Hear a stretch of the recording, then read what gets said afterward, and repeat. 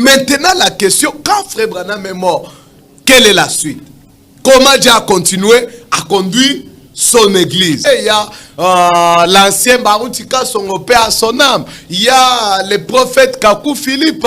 Il y a l'homme de Dieu, Ewald Frank derrière moi. Il y a notre bien-aimé frère Joseph Branham. Et puis un peu derrière, il y a encore un frère là, vous voyez, un peu derrière là. Il y a un frère, ah ok, vous le voyez, lui c'est un prédicateur de l'Afrique du Sud. Tous ces hommes de Dieu, chacun pour sa part, il a dit, non, après Frère Branham, c'est moi que Dieu a suscité. Mais nous voulons interroger la vérité. Je ne sais pas pourquoi j'attends ici, j'attends simplement.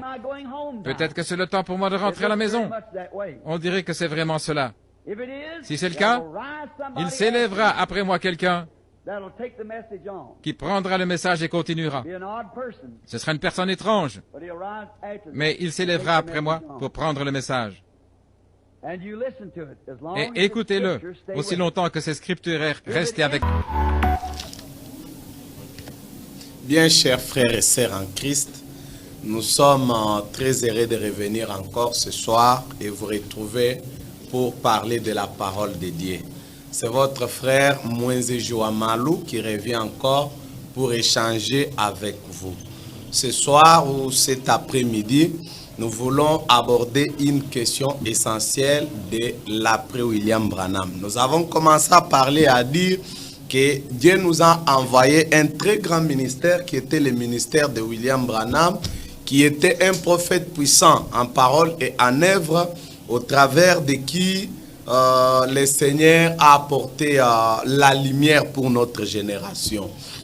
Et ce soir, nous voulons voir qu'est-ce qui s'est passé après la période où l'homme de Dieu est rentré à la maison, comment le Seigneur a continué avec son œuvre. Parce que de toutes les façons, ce n'est pas avec la fin d'un homme que l'œuvre de Dieu peut s'arrêter. Ainsi, je voudrais premièrement que nous remarquions ceci. Dieu a un plan. Il est sorti de l'éternité en tant qu'Élohim. Il est entré dans le temps parce qu'il avait un plan à réaliser. Ce plan est appelé le plan du salut. Parce que depuis l'éternité, Dieu a vu que Adam, l'homme qu'il allait créer, allait sombrer dans le péché. En voyant que l'homme allait sombrer dans le péché, le Seigneur a planifié un plan du salut. Ça veut dire, c'est ce qu'il va faire pour sauver l'homme qui serait tombé dans le péché. Parce que dès que l'homme était tombé dans le péché, son destin final était la mort. Et Dieu a prévu un plan pour faire éviter à l'homme cette mort. C'est ce qui est appelé le plan du salut. Dieu, en poursuivant ce plan, qui est un objectif, qui est un but à atteindre, il a un moyen par lequel il passe pour le faire. C'est par la prédication de la parole. La Bible dit dans Romains chapitre 10, les gens ne peuvent pas croire s'il n'y a personne qui prêche. Donc, les ministères de la parole de Dieu sont les canaux principaux par lesquels Dieu réalise son plan du salut. Et ces ministères, Dieu ne peut les réaliser qu'à travers des êtres humains. Ça veut dire Dieu donne à des hommes les ministères pour accomplir ce travail. Et ces personnes à qui Dieu exerce ce ministère pour atteindre les buts qu'il a, il donne à ces gens des tâches. Chacun de ces hommes a une tâche particulière. Ils n'ont pas la même tâche. Il y a des hommes qui ont une tâche plus importante et il y a d'autres qui ont une tâche un peu secondaire. Il y a les uns qui ont une tâche dépendante des autres. C'est comme ça que l'œuvre de Dieu, il est organisé. C'est comme ça que les champs de Dieu, les choses fonctionnent. Il y en a qui sont, à qui il est attribué un rôle plus important, un rôle directeur, un rôle de plus grande efficacité, et les autres prennent leur énergie, ils trouvent les chemins à travers l'action des ministères de ces autres. Jésus illustre ça dans Matthieu chapitre 25, à partir du verset 15, lorsqu'il parle des hommes à qui le maître de la maison a remis les talents. Vous allez voir qu'il y en a qui ont reçu 10 talents, mais l'autre, lui, n'a reçu qu'un talent. C'est très important. Nous devons considérer que parmi les hommes qui exercent le ministère, il y en a qui ont 10 talents et il y en a qui ont un talent. Celui qui a un talent ne doit pas se disputer avec celui qui a du talent, parce que la Bible dit Dieu accorde la capacité selon sa propre souveraineté. On l'avait vu la dernière fois. Et ainsi, dans 1 Corinthiens chapitre 15, ça je peux le prendre rapidement parce que c'est très important. Dans 1 Corinthiens 15, 1 Corinthiens chapitre 15, j'aime encore ce que l'apôtre Paul dit là-bas. Dans 1 Corinthiens 15, au verset 41, il est dit ceci. 1 Corinthiens 15, au verset 41, nous lisons ceci. Laissez-moi y arriver. Autre, d'abord au verset 40, il y a aussi des corps célestes et des corps terrestres. Mais autre est l'éclat des corps célestes, autre celui des corps terrestres. Autre est l'éclat du soleil, autre l'éclat de la lune, et autre l'éclat des étoiles. Même une étoile diffère en éclat d'une autre étoile. Tout le monde, toutes les étoiles sont des étoiles, mais Babimisara lumière n'est pas. Dieu, pour réaliser son plan, il donne le ministère, mais tous les ministères n'ont pas la même capacité, la même efficacité. Comprenons qu'il y a des hommes particuliers qui ont des capacités qui sont appelés pour un travail directeur, un travail de première importance, auquel le travail des autres dépendra de ça. Ça, c'est un premier élément que je voudrais commencer par souligner. Autre est l'éclat de toutes les étoiles, mais ces étoiles brillent différemment. Je vais dire quoi? Dans chaque génération, à chaque époque où les gens ont vécu, Dieu a toujours des hommes qui ont un rôle un peu plus particulier par rapport aux autres. Mais quand je dis des hommes, c'est en général. Mais à chaque génération, Dieu a toujours un homme. Cet homme, lui, il brille toujours plus que les autres. Il a un ministère directeur dans cette génération-là. Cela ne fait pas que les autres ne sont pas là. Les autres sont là. Mais cet homme, lui, il a un ministère plus impactant. C'est à partir de l'action de son ministère que les autres trouveront qu'est-ce qu'il faut faire dans les champs de Dieu. C'est lui qui ne comprend pas ça. C'est lui qui ne sait pas respecter ça. Il servira Dieu en dehors de sa volonté. Vous allez voir, du temps de Moïse, celui qui avait le plan de Dieu pour cette époque était Moïse. Le plan, comment sortir de l'Égypte, tout. Josué avait un ministère, Aaron avait un ministère, Corée et Dathan avait un ministère, mais Moïse avait un ministère directeur. Ça a toujours été comme ça. Chaque génération, Dieu a toujours un homme. Un homme, c'est très important. Les gens sont saisis de l'esprit de Corée et Dathan pour discuter. Moi aussi, non. Reconnaissez que Dieu a toujours un homme. Et quand nous arrivons dans Apocalypse chapitre 1, je vais un peu aller un peu vite en avant. Dans Apocalypse chapitre 1, Jean, il regarde le Fils de l'homme, il le voit dans la vision. Il dit, au verset 4, il dit au verset 4, je vais sauter pour gagner le temps. Apocalypse chapitre 1, au verset... sautons pour gagner le temps. Au verset 16, il dit, il avait dans sa main droite 7 étoiles. Jean, il voit l'agneau, il voit le Fils de Dieu. Dans sa main, il voit 7 étoiles. Donc, durant les 7 périodes qui allaient suivre, dans chacune de ces périodes, il y avait une étoile qui devait briller plus que toutes les étoiles. Le ministère que cette étoile, dans chaque âge, devait exercer, était un ministère qui traçait aux autres les chemins et leur montrait comment fonctionner. Ça, ces étoiles, nous sommes tous les étoiles, mais ces étoiles brillent plus que nous les autres.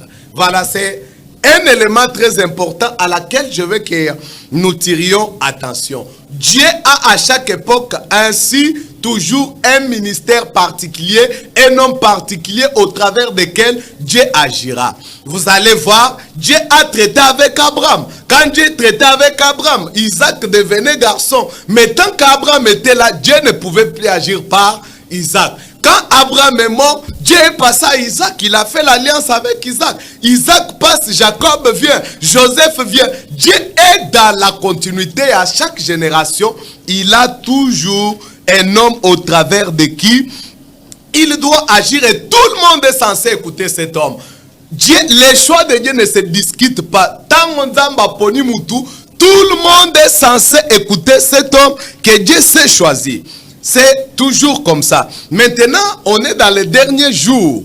Nous avons parlé de Moïse et tout consort. On est dans les derniers jours. Et dans les derniers jours, le plan de Dieu est en train d'atteindre son but. Et en atteignant son but, Dieu avait voulu appeler un peuple parmi les nations. J'avais dit que j'avais empiété quelque chose. Dieu avait l'objectif d'appeler un peuple parmi les nations. Comme il est dit dans Actes chapitre 15 au verset 14. Le Seigneur voulait appeler un peuple parmi les nations. C'est là ce qu'on a lu dans Apocalypse 1 verset 16. Comme Dieu voulait appeler un peuple parmi les nations, il a prévu cette période prophétique qui sont appelées dans la Bible les âges de l'église, les 7 églises. À chacune de ces églises, Dieu a envoyé une étoile. L'étoile n'a pas sa propre lumière, il devrait réfléchir la lumière du soleil. Mais dans la génération, personne ne peut recevoir la lumière du soleil qu'à travers l'étoile. On ne peut pas passer l'outre l'étoile pour avoir sa lumière. C'est lui qui rejette Moïse. Il a déjà rejeté la sortie de l'Égypte. Il reste esclave en Égypte. Ainsi, à chaque génération, Dieu avait une étoile pour appeler l'épouse des nations. Les 6 époques sont passées. Nous sommes à la fin. Nous sommes à l'âge de la Odyssée où la dernière étoile a été libérée pour refléter la lumière du soir. Et vous le savez, ou ceux qui ne le savent pas, doivent le savoir que la dernière étoile qui a été libérée depuis la main de Dieu, c'est le ministère qui a été exercé dans notre frère William Marion Branham. C'est lui qui a été envoyé de la part de Dieu. On en a tellement parlé pour amener la lumière au temps du soir. Parce que malgré les ténèbres de théologie et tout consort, Dieu avait pourvu qu'au temps du soir, qu'il y ait la lumière. Cette lumière, c'est l'étoile du soir qui devait refléter cette lumière-là. Voilà, les choses, elles sont comme ça. Les choses, elles sont comme ça. Jean a vu 7 étoiles, il n'a pas vu 8 étoiles, il n'a vu que 7. Dieu n'a eu que 7 messagers pour 7 églises des nations. Pas un 8e. Et le problème qui se pose maintenant, c'est que ces messagers, parce que là, je suis en train de parler de notre temps. Je parle de William Branham qui est la 7e étoile qui était libérée pour apporter la lumière du soir. En tant qu'homme, il est arrivé à la fin, il est mort. Pas même seulement lui. Tous les autres messagers, en tant que des humains, ils sont arrivés à la fin, ils sont morts. Paul pouvait dire dans Hébreux chapitre 7 au verset 23, il y a eu plusieurs souverains sacrificateurs parce que la mort les empêchait d'être permanents. Il y a eu des messagers secondaires parce que la mort empêchait le messager principal d'être permanent. Et le problème se pose. Quand des hommes qui étaient envoyés de la part de Dieu pour accomplir un travail, lorsqu'ils arrivaient à la fin, comment ça devrait se passer la continuité de l'œuvre de Dieu? Est-ce que c'est parce qu'un homme est mort que déjà l'œuvre de Dieu aussi doit s'arrêter? C'est parce que Moïse est mort que le peuple doit pourrir en Égypte? C'est parce que Branham n'est plus là que l'œuvre de Dieu doit s'arrêter? C'est la question que nous nous posons. Mais si l'œuvre de Dieu a continué après Moïse, comment il a continué? S'il a continué après Branham, comment est-ce qu'il a continué? Parce que c'est là où le bas blesse. Le problème n'est pas de reconnaître ce que Dieu a fait à Moïse, mais de reconnaître ce que Dieu a fait après Moïse. Tu peux dire, Dieu a fait dans Moïse, t'arrêter là-bas, tu meurs. Si tu ne reconnais pas, ou soit tu vas rester figé, tu ne peux plus avancer parce que l'esprit continue avec son action. Est-ce que la continuité de l'œuvre de Dieu est-elle véritable et biblique? Oui, je réponds oui. Dieu ne s'arrête pas avec les hommes. Quelle que soit la capacité dans laquelle Dieu va utiliser un homme, Dieu ne dépend pas des hommes. Les hommes dépendent de Dieu et non Dieu dépend des hommes. C'est ainsi que la notion de continuité de l'œuvre de Dieu est scripturaire. La notion du relève, ça veut dire c'est lui qui a été mis en tâche principalement Je ne parle pas de tout le monde qui le fait. Je dis l'homme qui a été appelé pendant une génération pour œuvrer principalement. Lorsqu'il arrive à la fin, lorsque sa tâche est finie, ou même qu'il n'a pas, parce que Dieu peut vous relever, même si tu n'as pas fini la tâche, même s'il y a des choses qui sont restées, Dieu les attribue à une autre personne. Est-ce que cela est scripturaire? Oui, nous trouvons que cette notion, il est entièrement scripturaire. Commençons par l'exemple. J'ai commencé à parler d'Abraham. Il meurt, Isaac est là. Isaac meurt, Jacob est là, la continuité comme ça. Et je vais prendre un exemple plus épatant avec Moïse. Dieu lui donne la tâche, va en Égypte, libère mon peuple, tu les conduiras jusque dans la terre promise. C'est Moïse qui était censé amener le peuple jusqu'au Canaan, leur distribuer la terre. Mais Moïse, en tant qu'humain, en cours de route, Moïse commet des erreurs parce que c'est un homme. Moïse désobéit à Dieu. Dieu lui dit, cette fois-ci ne frappe pas les rochers. Par le rocher, Moïse, sous l'effet de la colère, il frappe les rochers. Et avec ça, il n'a pas sanctifié le Seigneur. Le Seigneur dit, Moïse, parce que tu as fait cela, tu n'entreras plus. Oh, mais Moïse n'entre pas. Le peuple n'est pas encore au Canaan. Il n'a pas fini son travail. Qu'est-ce que Dieu lui dit dans Deutéronome, chapitre 3? Deutéronome, chapitre 3. Deutéronome chapitre 3, au verset 23, il est écrit: en ce temps-là, j'implorai la miséricorde de l'Éternel en disant, Seigneur éternel, tu as commencé à montrer à ton serviteur ta grandeur et ta main puissante. Car quel Dieu y a-t-il qui peut imiter tes œuvres et tes eaux faits? Laisse-moi passer, je te prie. Laisse-moi voir ce bon pays de l'autre côté du Jourdain, ces belles montagnes et Liban. Mais l'Éternel s'irrita contre moi à cause de vous. Il ne m'écouta pas. Il dit, c'est assez, je vais sauter. Au verset 28, le Seigneur lui dit, donne des ordres à Josué, fortifie-les, affermis-les, car c'est lui qui marchera devant ce peuple et qui le mettra en possession du pays que tu verras. Donc Moïse, Dieu lui dit, comme toi tu as fauté, tu ne vas plus entrer encore dans la terre promise. Je vais placer Josué à ta place. Josué continuera avec sa tâche. Moïse était un grand prophète, on l'a vu la dernière fois. Mais lorsqu'il faute, Dieu ne s'arrête pas dans son travail à cause de Moïse. Dieu, il continue. Deutéronome 31, au verset 1. Verset 1, vous pouvez continuer jusqu'un peu plus bas. Au verset 3, moi je lis: l'Éternel ton Dieu marchera lui-même devant toi. Il détruira ces nations devant toi et tu t'en rendras maître. Josué marchera aussi devant toi comme l'Éternel t'a dit. Vous voyez, l'Éternel a pris Josué, il l'a placé à la place de Moïse. Josué a remplacé Moïse pour continuer le travail parce que Moïse a fauté. Il n'y a pas que ça. Il y a aussi l'exemple d'Élie et Élisée. Élie était un homme de Dieu qui a servi Dieu avec zèle.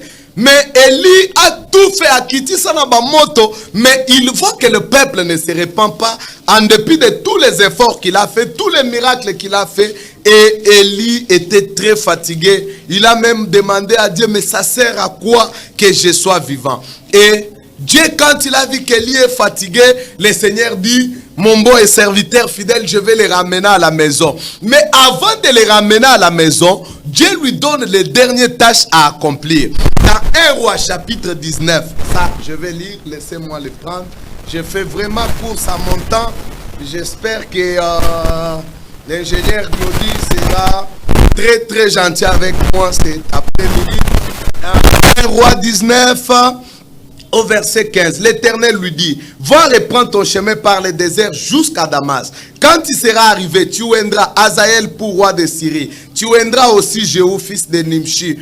Et tu oindras Élisée. Nzamba Pessi, Élie, 3 missions à accomplir. Comme tu es fatigué, voici les dernières tâches que tu vas faire. Tu vas oindre ces 3 personnes. Mais vous allez remarquer que dans 2 Rois chapitre 8, à partir du verset... vous allez remarquer que plus tard, Élie n'a pu faire qu'une seule chose, c'était de oindre Élisée à sa place. La dernière tâche. Les 2 premières tâches, Élie ne les a pas accomplis et le Seigneur l'a repris au ciel. Donc Élie est parti sans finir la mission. Lorsque les tâches sont restées, l'homme que Dieu avait choisi, qu'Élie devait oindre pour les remplacer, vous allez voir dans 2 Rois chapitre 8 verset 8 que c'est Élisée qui va maintenant oindre Asaël. C'est Élisée qui va maintenant oindre Jéhu. C'est Élisée qui continue le travail. Donc, ce que je vais dire, c'est quoi? La notion de continuité de l'œuvre de Dieu, la notion de relève est une mission complètement scripturaire. C'est une vérité fondamentalement biblique. Et ceux qui sont conduits par l'Esprit, ça c'est très important. La Bible dit, ceux qui sont conduits par l'Esprit sont fils de Dieu. Dieu, lorsque vous avez son Esprit en vous, il vous révèle son action en ces temps-là. Si vous n'êtes pas conduit par l'Esprit de Dieu, vous allez rester cantonné à ce que Dieu a fait hier. C'est là que l'homme de Dieu, William Branham, disait, l'homme, il croit facilement ce que Dieu a fait hier. Mais ce que Dieu fait maintenant les choque. C'est pourquoi Jésus pouvait dire aux Juifs, ce n'est pas moi qui vous condamne, c'est Moïse en qui vous mettez votre confiance qui vous condamne. Parce que Moïse a parlé de moi. Et moi, quand je viens, vous ne croyez pas en moi. Les Juifs étaient dans hier. Ils n'arrivaient pas à reconnaître ce que Dieu faisait maintenant dans l'état où ils étaient vivants. Donc Dieu est dans la continuité. L'Esprit de Dieu agit. Quand un homme passe, Dieu les remplace directement par un autre. Cela ne veut pas dire que il y en avait pas, mais Dieu met quelqu'un qui sera toujours un peu un directeur, qui sera... Enfin, quand je dis un directeur, ce n'est pas l'homme qui sera le directeur parce que le directeur, c'est l'esprit. Mais Dieu met toujours quelqu'un au travers de qui l'esprit tracera la voie pour les autres. Montrera aux autres qu'est-ce qu'il faut faire et comment il faut le faire. C'est très important. Là, je parlais du temps de Moïse. Là, je parlais du temps d'Élisée. D'Élie et d'Élisée qui a continué son travail. Mais j'en reviens à notre temps. Dieu a puissamment utilisé William Branham. J'en parlais ici, je dis, depuis que l'État est l'État, aucun homme n'a réalisé un ministère merveilleux, formidable, étonnant, comme le ministère que William Branham a réalisé, que Dieu a réalisé en William Branham. Mais ce n'était qu'un homme, et en tant qu'homme, il est mort. En 1965, au mois de décembre, l'homme de Dieu est mort, il est rentré à la maison. Maintenant, la question, quand Frère Branham est mort, quelle est la suite? Comment Dieu a continué à conduire son église? Ah, ça c'est le vrai problème. C'est pourquoi vous voyez derrière moi, j'ai mis des images des hommes de Dieu. Il y a l'ancien Barutika Songopé à son âme. Il y a le prophète Kakou Philippe. Il y a l'homme de Dieu Ewald Frank derrière moi. Il y a notre bien-aimé frère Joseph Branham. Et puis un peu derrière, il y a encore un frère là. Vous voyez, un peu derrière là. Il y a un frère, ah ok, vous le voyez, lui c'est un prédicateur de l'Afrique du Sud. Tous ces hommes de Dieu, chacun pour sa part, il a dit, non, après Frère Branham, c'est moi que Dieu a suscité. Après Frère Branham, c'est moi que Dieu a suscité. Et nous ne voulons en vouloir à personne. Nous avons premièrement du respect pour chacun de ces hommes de Dieu, parce que c'est des grands hommes de Dieu qui ont réalisé de grandes choses pour Dieu. Personne ne devrait les douter.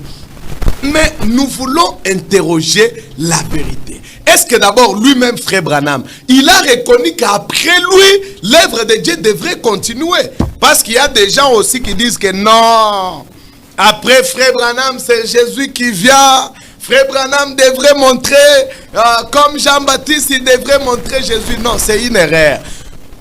À la rivière Oyo, il a été dit à William Branham, comme Jean-Baptiste est venu comme précurseur, doit-on le Messie pour la première fois, toi tu es envoyé avec un message qui sera le précurseur. Frère Branham même précise que ce n'est pas moi le précurseur, c'est le message qui est le précurseur. Au temps de la fin, le précurseur n'est pas un homme, mais le précurseur est un message qui devrait être amené par William Marion Branham. Maintenant, Frère Branham, dis-nous, après toi, c'est Jésus. Après toi, il n'y a pas un autre homme qui vient. Je vais lui poser la question. Dans la prédication, entrer dans l'esprit au paragraphe 10, il dit ceci. Il dit ceci au paragraphe 12. Il dit, de toute façon, Dieu ferait toujours une voie pour son église. Quand il a fini avec un homme, il en a un autre qui attend. Et Dieu retire son homme, mais jamais son esprit. Là, je lis l'homme de Dieu, William Marion Branham. Il a toujours eu quelqu'un d'autre sur qui il peut mettre son esprit. Et c'est étrange, mais c'est dans la Bible. Il n'a jamais eu deux prophètes majeurs en activité au même moment. Il a toujours eu un seul prophète. Alors, dès qu'il termine avec celui-là, il les met à l'écart et les remplace par un autre. Les choses que je lis là, ce n'est pas moi qui les dis, c'est l'homme de Dieu, William Marion Branham, qui les dit. Il dit, c'est ce qu'il avait fait. Il avait juste changé de messager, mais le même esprit, Élie et Élisée. J'aurais souhaité avoir le temps d'aborder cela ce soir. De relever que lorsque Dieu avait retiré du champ de travail les vieux prophètes fatigués, il avait prêché contre Jézabel et son groupe mondain. Il avait réprimandé les Akab, les conducteurs, les associations de prédicateurs, et tout au point qu'il en avait marre. Dieu allait les ramener à la maison. Il dit, avant cela, il voulait qu'il oigne quelqu'un qui apporterait ce même message. Voyez-vous, ce même message devait continuer. Il est donc allé, il a jeté sa robe. Frère Branham dit, quand Dieu finit avec un homme, Dieu les remplace. Ce n'est pas moi qui dis, bobo kelanga mabanga te, mosakolina binonda zoloba, makambuana lobi. Dieu a toujours un homme. Celui qui a remplacé un Moussoussou. Il continue et dit encore dans la prédication, esprit de vérité.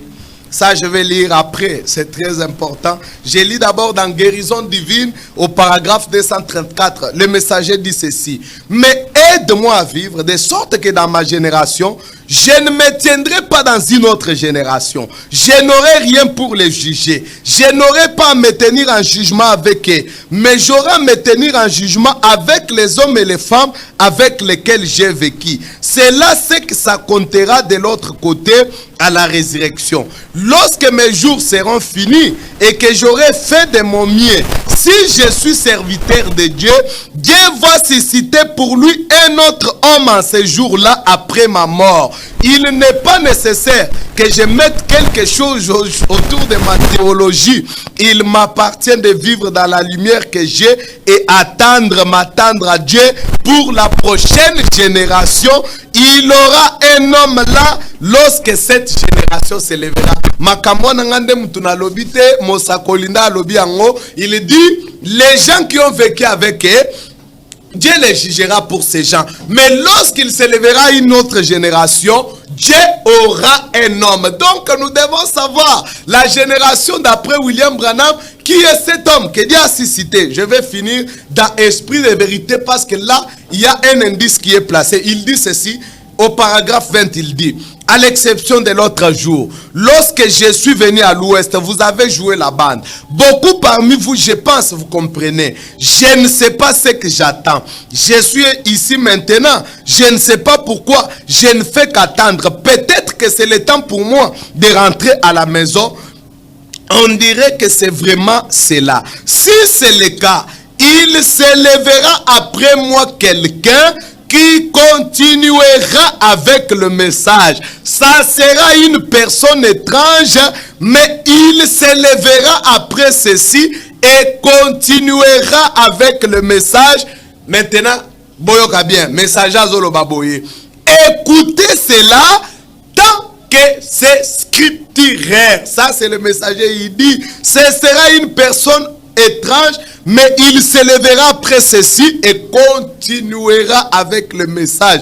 Écoutez cela, tant que c'est scripturaire, il dit, accrochez-vous. Ça, c'est le prophète.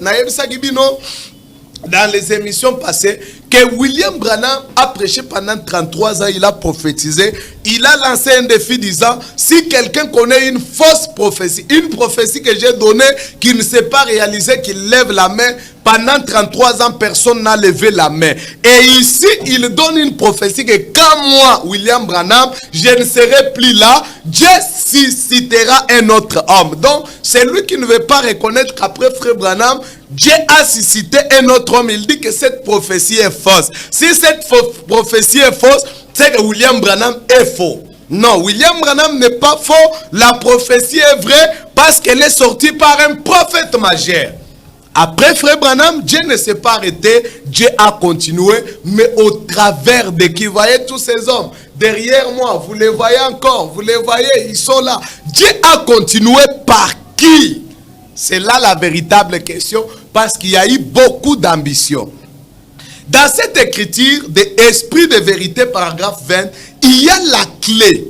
C'est pourquoi j'ai dit, je vais lire ça à la fin. Il y a la clé pour découvrir la continuité de l'Esprit de Dieu. La clé est à la fin. Il dit, hein, il s'élèvera après ceci une personne étrange.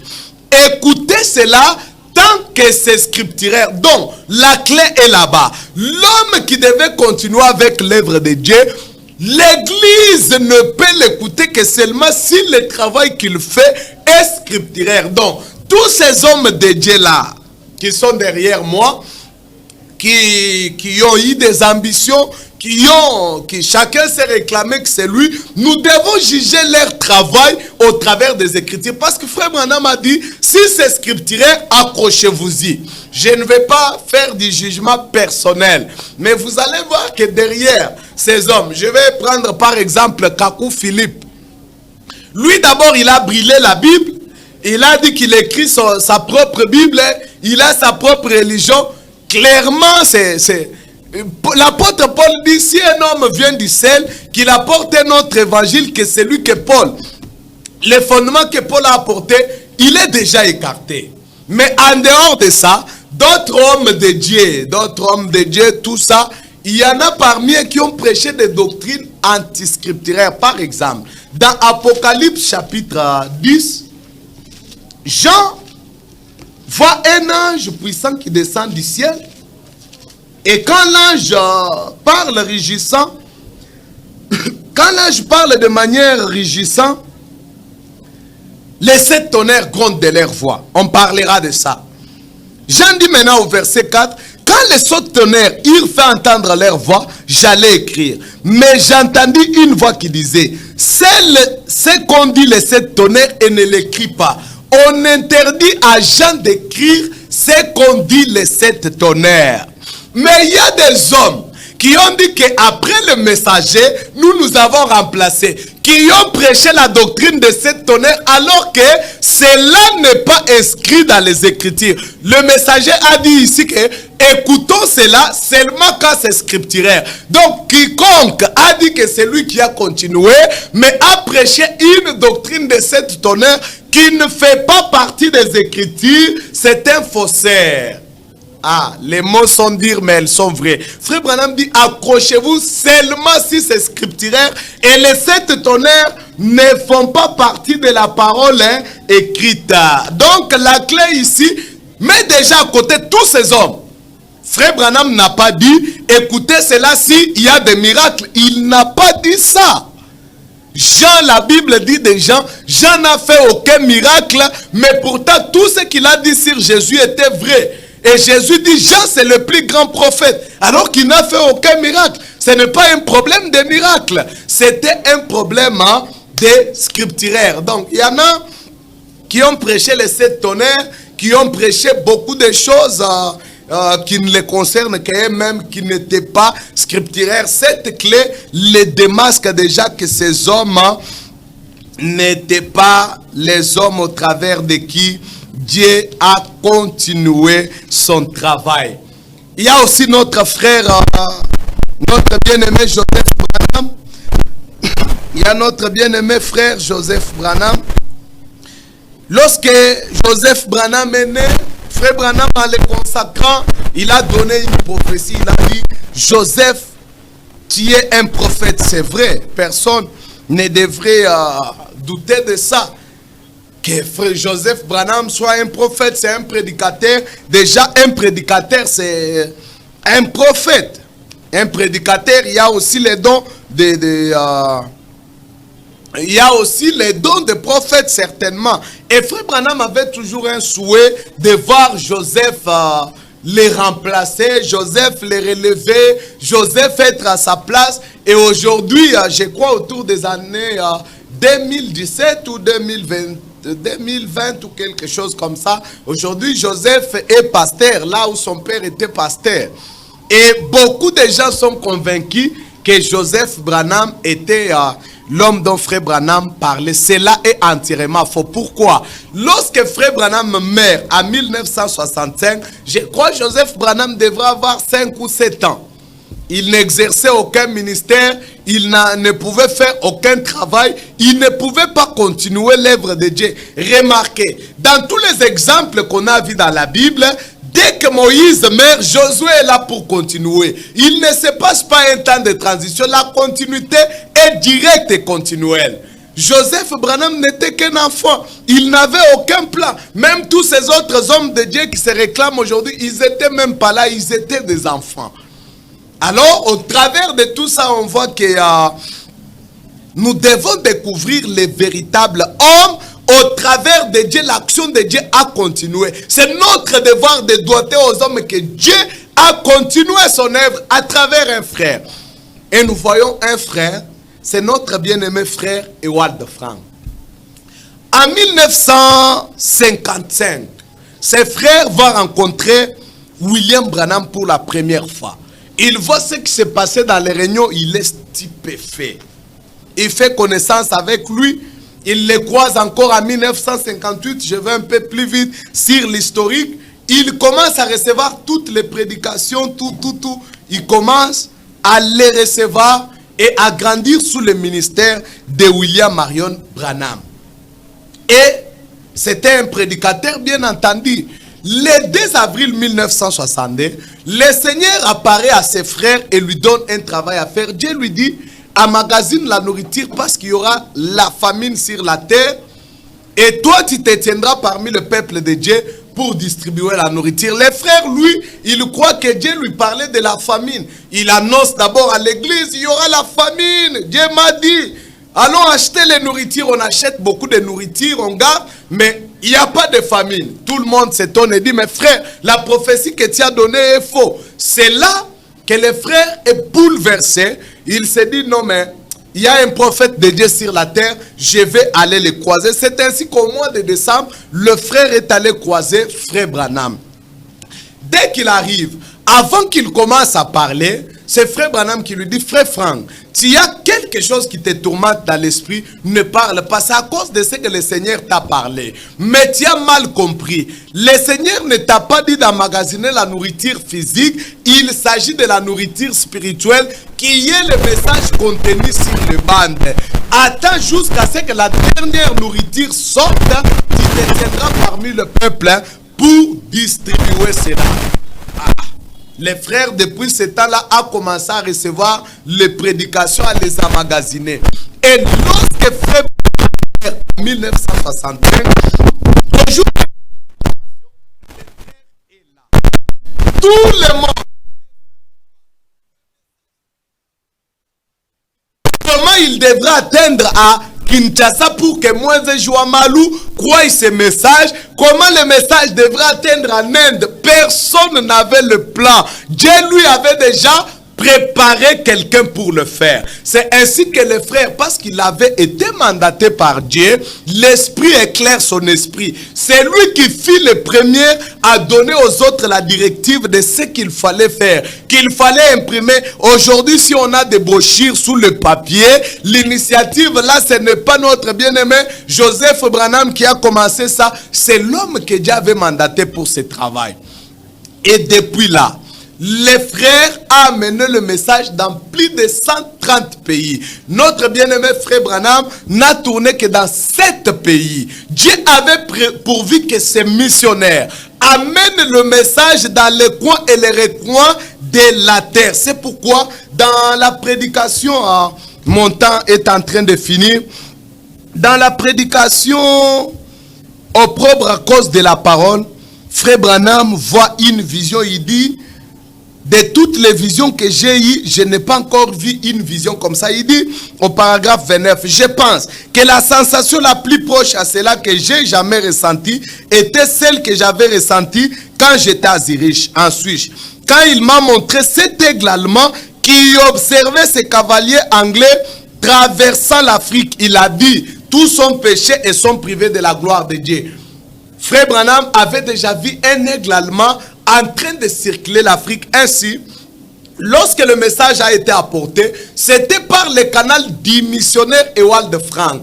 C'était lui que Dieu a suscité, a mandaté pour amener la parole, le message du temps de la fin au travers le monde entier. Et ce travail, il ne l'a pas fait seulement comme ça, il l'a fait par rapport à un mandat qui lui a donné autorité. Dieu est venu lui dire, mon serviteur, j'étais établi d'après Matthieu 24, 45. Le frère a travaillé d'après ces mandats-là. Matthieu 24, 45, je vais les lire rapidement parce que mon temps me presse. Il est dit ceci, Matthieu 24. Quel est donc le serviteur fidèle et prudent que son maître a établi sur ces gens pour leur donner la nourriture au temps convenable? Heureux ce serviteur que son maître à son arrivée trouvera faisant ainsi. Dieu avait suscité un homme pour qu'il donne la nourriture. Donc le message qui a été emmagasiné par William Branham devrait être distribué. Le Seigneur avait tout pourvu déjà dans son plan. C'est ainsi que par le biais de notre frère, le message a été publié sur la terre tout entière de manière scripturaire. Frère Branham n'a pas dit accrochez-vous s'il y a le miracle. Non, il n'a pas dit accrochez-vous parce que c'est mon enfant. Il a dit accrochez-vous si c'est scripturaire. Aujourd'hui, les hommes ont pris le message de Frère Branham. Ils en ont fait quelque chose de grave. Il prêche Branham et Dieu. Il prêche des doctrines monstrueuses et de toutes les sortes. Cela est devenu un message complètement anti-scripturaire. Mais par le canal de notre frère, celui que Dieu avait appelé pour ce travail, nous savons aujourd'hui comment rester dans les limites des Écritures. Tout le message, tous les secrets tels que les prophètes les avaient amenés ont été placés dans les Écritures. Et ceux qui sont de Dieu, mon temps me presse. Si tu es de Dieu, tu écouteras celui que Dieu a envoyé. Tu reconnaîtras celui que Dieu a envoyé. Si tu repousses celui que Dieu a mandaté, tu n'es pas de Dieu. Tu n'es pas conduit par l'Esprit de Dieu. Nous ne faisons pas la promotion d'un homme. Nous disons, nous témoignons de ce que Dieu a fait. Parce que Dieu n'allume pas la lampe pour qu'on la mette sous le boisseau. Dieu allume la lampe pour qu'elle soit sous la table. Dieu, après notre frère Branham, l'Esprit a continué son action à travers notre frère Ewald Frank. Ceux qui sont de Dieu reconnaissent cela. Ceux qui sont de Dieu reconnaissent ce mandat-là parce que c'est un mandat qui est dans la continuité. Il ne se dispute pas. Moi aussi, je suis serviteur fidèle. Non. Quand Dieu t'a appelé, il n'a pas dit que toi, tu es serviteur fidèle. Tu l'es certainement. Mais dans ce mandat, Dieu l'a doté à une seule personne et chaque personne doit respecter l'ordre de Dieu. C'est comme ça. Dans le corps de Christ, on n'agit pas comme on veut. On reconnaît ce que Dieu fait. On s'ordonne, on s'aligne dans l'ordre de ce que Dieu a fait. Si vous avez des questions, appelez-nous. Nous serons heureux de vous répondre. C'était le frère Mwenze Joamalou. Les numéros de téléphone sont là. Appelez-nous. Nous serons heureux de partager avec vous. Que Dieu vous bénisse et que sa paix soit dans vos maisons.